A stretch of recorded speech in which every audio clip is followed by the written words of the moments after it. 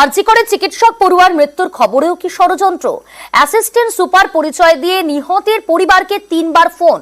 প্রথমে বলা হলো শরীর খারাপ, তারপর অবস্থা খারাপ, আর শেষে বলা হয় আত্মহত্যা। বিভ্রান্তিকর ফোনের পিছনেই কি ষড়যন্ত্র লুকিয়ে? পিছনে কে বা কারা?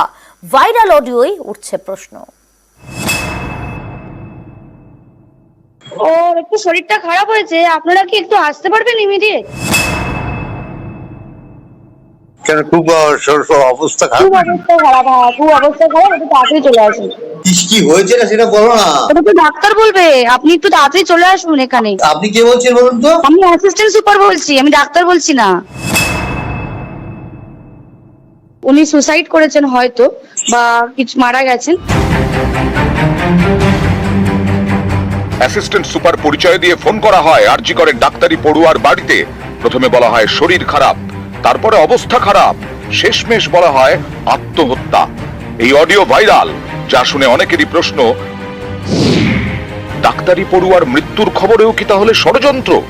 মেয়েটা এতদিন ধরে যে স্বপ্ন নিয়ে এগিয়েছিল সব তো ধুয়ে মুছে সাফ হয়ে গেছে, কিছুই তো নেই। আর আজকেও সেই বৃহস্পতিবার, যে বৃহস্পতিবারে মেয়েটা আমার ঘর থেকে বেরিয়ে গেছিল, আর সে ফিরে আসেনি।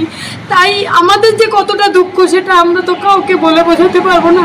যদি বিচার পাই একটু দুঃখ কমবে, এটাই আমার মেয়েটার আত্মাটা একটু শান্তি পাবে, এটাই আমাদের আশায় বসে আছি। আর কি করবো, আমাদের আর কিছু করার নেই। গত 9 আগস্ট সকালে আরজি করে চেস্ট মেডিসিন বিভাগের মহিলা চিকিৎসকের দেহ উদ্ধার হয়। খুন ধর্ষণের ঘটনার অভিযোগের তদন্ত করছে সিবিআই। এরই মাঝে বৃহস্পতিবার প্রকাশ্যে নিহত পরিবারের সঙ্গে এক মহিলার কথোপকথনের অডিও। আরজি করের অ্যাসিস্ট্যান্ট সুপার পরিচয় দিয়ে 3 বার ফোন করেন এক মহিলা। 3 বার 3 রকমের তথ্য দেওয়া হয়।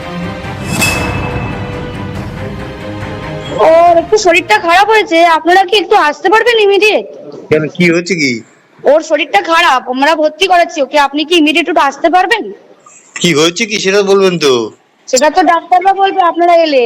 আমরা আপনার নাম্বারটা জোগাড় করলাম, করে জানালাম যে বাড়ির লোক হিসেবে আপনারা একটু তাড়াতাড়ি আসুন। কি হয়েছে সেটা বলো না তুমি। শরীরটা খারাপ, ভর্তি হয়েছে হসপিটালে। ওর কি জ্বর হয়েছে? আপনারা একটু আসুন, জলদি চলে আসুন। কেন খুব অবস্থা খারাপ? খুব অবস্থা খারাপ, হ্যাঁ খুব অবস্থা খারাপ, একটু তাড়াতাড়ি চলে আসুন। কি হয়েছে না সেটা বলো না। ওটা তো ডাক্তার বলবে, আপনি একটু তাড়াতাড়ি চলে আসুন এখানে। আপনি কে বলছেন বলুন তো? আমি অ্যাসিস্ট্যান্ট সুপার বলছি, আমি ডাক্তার বলছি না। ডাক্তার নেই হবে কেউ? আপনার মেয়েকে আমরা এমার্জেন্সিতে নিয়ে এসেছি, আপনারা আসুন, এসে যোগাযোগ করুন। ওর কি হয়েছিল কি? ও তো ডিউটিতে ছিল। আপনারা জলদি চলে আসুন, যতটা তাড়াতাড়ি পারবেন। উনি সুসাইড করেছেন হয়তো, বা কিছু মারা গেছেন। পুলিশ রয়েছে, আমরা হসপিটালে সবার সামনেই রয়েছি, ফোন করছি। 3 বার ফোন, একবার এক এক রকম তথ্য, এ নিয়ে উঠছে প্রশ্ন। নিহত ডাক্তারি পড়ুয়ার বাড়িতে এমন বিভ্রান্তিকর ফোনের পেছনে কি রকম ষড়যন্ত্র? মৃত্যুর খবরে ষড়যন্ত্রের পেছনে কে বা কারা? যেটাই হয়ে থাক না কেন, শুরুর দিকে যে কলেজ অ্যাডমিনিস্ট্রেশন ঘটনাটিকে লঘু করার চেষ্টা করেছে, কিছুটা ধামাচাপা দেওয়ার চেষ্টা করেছে, এটা তো আজকে সামনে চলে এসছে। হ্যাঁ, তাহলে এটা কারা করলো, কেন করলো, এটা তদন্ত করে শাস্তি দেওয়া হবে, এটাই বলা। এটা তো একটা মেইন ফ্যাক্টর, যে কারা শুরু থেকেই চেষ্টাটা করেছে ধামাচাপা দেওয়া, তথ্য প্রমাণ লোপাট করা, এটা ধরতেই হবে, নাহলে তো বিচার আসবে না কখনো। তাদেরকে কেন এখনো ধরা হচ্ছে না? তারাও তো সমানভাবে দোষী। আমি আরজি কর বলছিলাম। আচ্ছা, আপনারা আসছেন তো? হ্যাঁ একদম আসছি। কেমন আছে শরীর? আপনারা আসুন, আসলে কথা হবে। আসুন, আরজি কর হসপিটালে আসুন, আমাদের এই চেস্ট ডিপার্টমেন্টের এইচওডি স্যারের কাছে আসুন।